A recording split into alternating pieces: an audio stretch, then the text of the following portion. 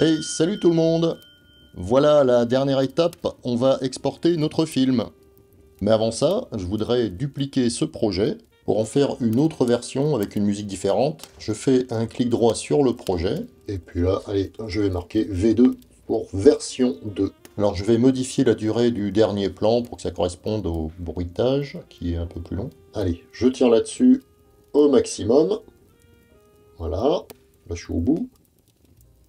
Ensuite, ici, ce plan est vraiment trop court, il fait 1 seconde et quelques. Je vais en fait déplacer la coupe. Si je fais ça, vous voyez que la durée totale du projet est modifiée.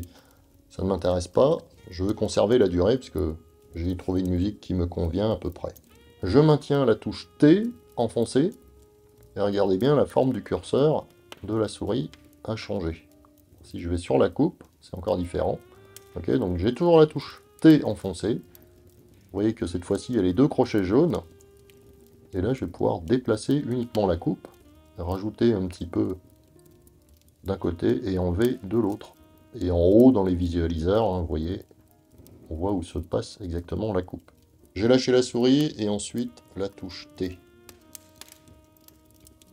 2 secondes et quelques, et ici 5 secondes, voilà, c'est déjà mieux. La durée totale n'a pas changé. J'ai fait ça, je crois qu'on est bon. Maintenant, il y a la deuxième version, en fait, c'est cette musique, je n'en veux pas. Et j'ai déjà choisi une autre musique, qui elle, par contre, est un petit peu trop longue. Donc en fait, je vais ajuster la musique. Alors c'est pas gênant si ça dépasse un petit peu, simplement à la fin de la vidéo, vous voyez, l'écran reste noir. Là, je vais baisser le son progressivement. Et ça, si je le raccourcis comme ça, bah, la musique va se finir un petit peu bêtement. Donc, j'annule ça. La petite astuce, c'est simplement d'accélérer la musique. Elle durera donc moins longtemps. On avait vu dans un épisode précédent comment ralentir le plongeon. Ici. Voilà. Et bien, on va pouvoir faire la même chose pour la musique. Le plus rapide, c'est d'afficher l'éditeur de vitesse avec commande R. La petite bande verte ici nous indique qu'on est à 100%. Et là, en tirant cette petite poignée, dans un sens ou dans l'autre, je vais pouvoir modifier la vitesse. Plus lente ou plus rapide. Voilà, je m'arrête pile ici, on est à 104%. Donc là, c'est bon. Par contre, je vais vérifier quand même le niveau sonore. Là, c'est bon. Ici. Donc là, bien sûr, comme je n'ai pas baissé le son ici, allez, je vais le faire. Donc, je maintiens R enfoncé, je sélectionne la plage à baisser, ou la région. Je baisse le volume. Ok, ça passe. C'est tout bon. On va pouvoir maintenant exporter. Je vais exporter donc ce qui est là déjà. Ok, donc là, le projet Alp V1. Alors pour ça, on va dans le petit menu là-haut. Alors il y a plein de choses ici, hein, on verra ça aussi dans un autre tuto avec un peu plus de détails. On va pouvoir exporter notre vidéo au format YouTube ou Facebook. Alors, on dit exporter, mais c'est un menu qui s'appelle partager. Là, on retrouve le nom du projet. On pourrait le renommer. Ça, je vais peut-être l'enlever. Ça suffira. Dans la partie réglage, ici, il n'y a pas grand-chose à faire, si ce n'est régler la taille. Alors, allez-y tout le temps à fond, le maximum. Ce sera toujours mieux. On aura une meilleure qualité d'image. La compression, ici, je préfère meilleure qualité, même si on voit très peu de différence. Je clique sur suivant. Je vais choisir de mettre ça sur mon bureau, par exemple. Projet Alp. Voilà, enregistré. L'export est en train de se faire et maintenant je vais pouvoir exporter le deuxième projet. Je fais un double clic dessus pour revérifier avant le partage. Appareil Apple. Voilà, on a différentes tailles ici, de la 4K. Mon projet n'étant pas en 4K, c'est marqué là, hein. Il est en 1080p, donc c'est pas la peine que je prenne un autre réglage supérieur. 4K, ça sert à rien. Voilà.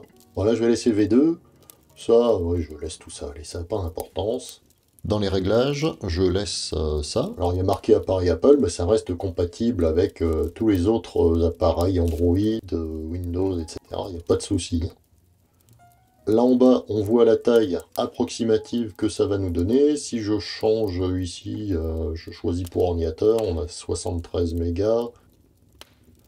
Diffusion MXF, attention, là on est à presque 2 gigas. Je reviens sur appareil Apple.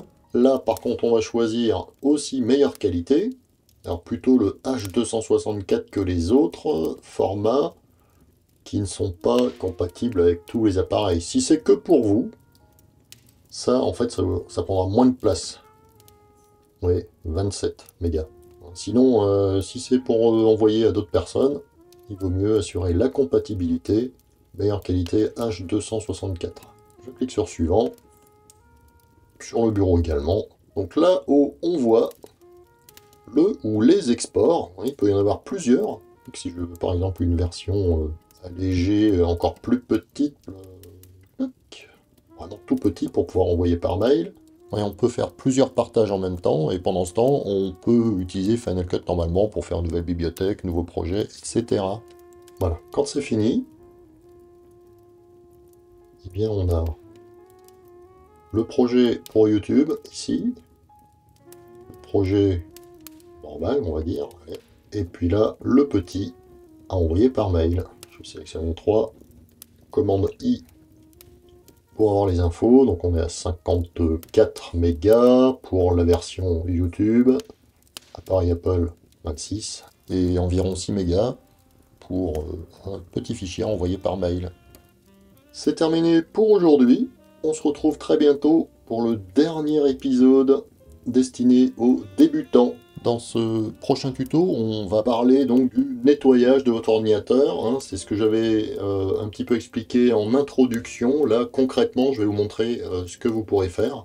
Parce que bien sûr, un projet, ça prend beaucoup de place sur l'ordinateur. À très bientôt. Salut!